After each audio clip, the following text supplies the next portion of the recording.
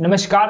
राजस्थान में 6 सीटों को लेकर उपचुनाव होने वाले हैं। इन उपचुनाव को लेकर भारतीय जनता पार्टी टेंशन में है, क्योंकि हर बार उपचुनाव में भारतीय जनता पार्टी की हार हुई है और कांग्रेस ने हर बार बाजी मारी है।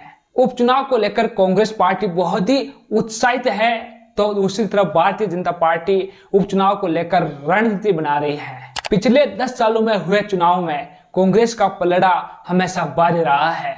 2014 से लेकर अब तक 17 सीटों पर उपचुनाव है। राजस्थान में से 17 में से 12 सीटें कांग्रेस पार्टी ने जीती है।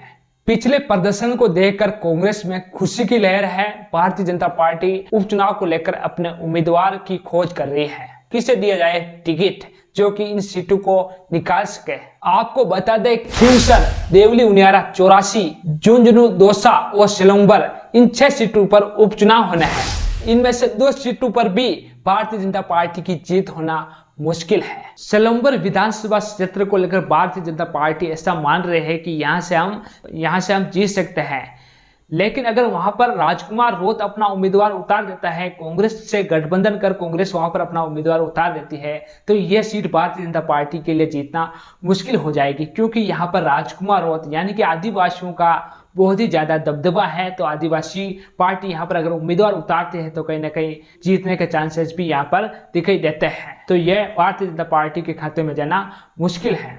क्यों सर, यह सीट हनुमान बेनीवाल की गढ़ कही जाने वाली सीट है। यहाँ से हनुमान बेनीवाल 4 बार लगातार विधायक बने हैं और 2 बार नागौर से सांसद बने हैं। यह सीट जाट और मुस्लिम बहु वाली सीट है। यहाँ पर जाटों और मुसलमानों का दबदबा देखने को मिलता रहा है। दोनों का ही प्रभाव माना जाता है, दोनों में ही हनुमान बेनीवाल की अच्छी पकड़ है। तो यहाँ पर आरएलपी पार्टी के जीतने के चांसेस ज्यादा दिखाई दे रहे हैं। तो यहाँ पर भारतीय जनता पार्टी का जीतना नामुमकिन जैसा दिखाई दे रहा है। झुंझुनू, कांग्रेस हमेशा से ही इस सीट पर मजबूत रही है। बीजेपी इस सीट को सबसे ज्यादा मुश्किल मानती है और यहाँ से पायलट समर्थक ओला सांसद बने हैं, जिसकी वजह से बीजेपी का यहाँ से जीतना मुश्किल है।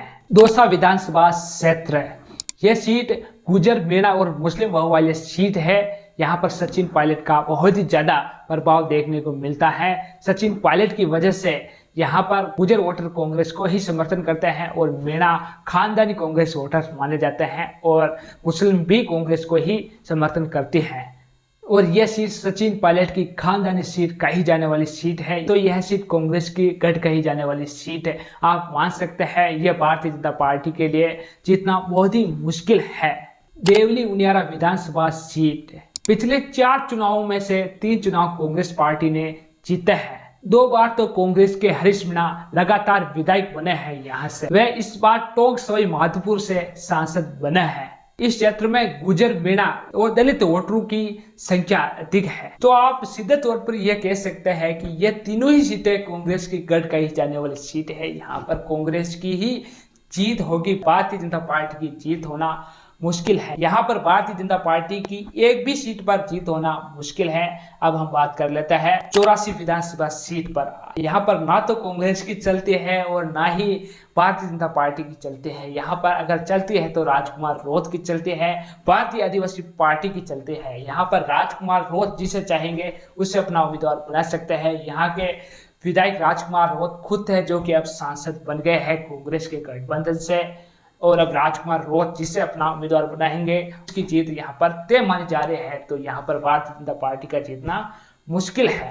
राजस्थान की 6 की 6 सीटों पर भारतीय जनता पार्टी का जीतना बहुत ही मुश्किल है। इन 6 की 6 सीटों पर प्रभाव गुजर, मेड़ा, आदिवासी, मुस्लिम वोटरों का प्रभाव है। ये सभी हमेशा से ही कांग्रेस पार्टी के साथ देखने को मिलते रहे हैं। ऐसे में ये मान सकते हैं कि ये 6 की 6 सीटों पर भारतीय जनता पार्टी का जीतना बहुत ही मुश्किल हो जाता है। तो साथियों, इन सब को लेकर आपका क्या कहना है कमेंट सेक्शन में जरूर लिखो। और आपने अभी तक हमारा चैनल सब्सक्राइब नहीं किया तो जल्दी सब्सक्राइब कर दे, बेल आइकन को दबा दे। इस वीडियो को ज्यादा से ज्यादा लोगों के साथ शेयर करें। धन्यवाद।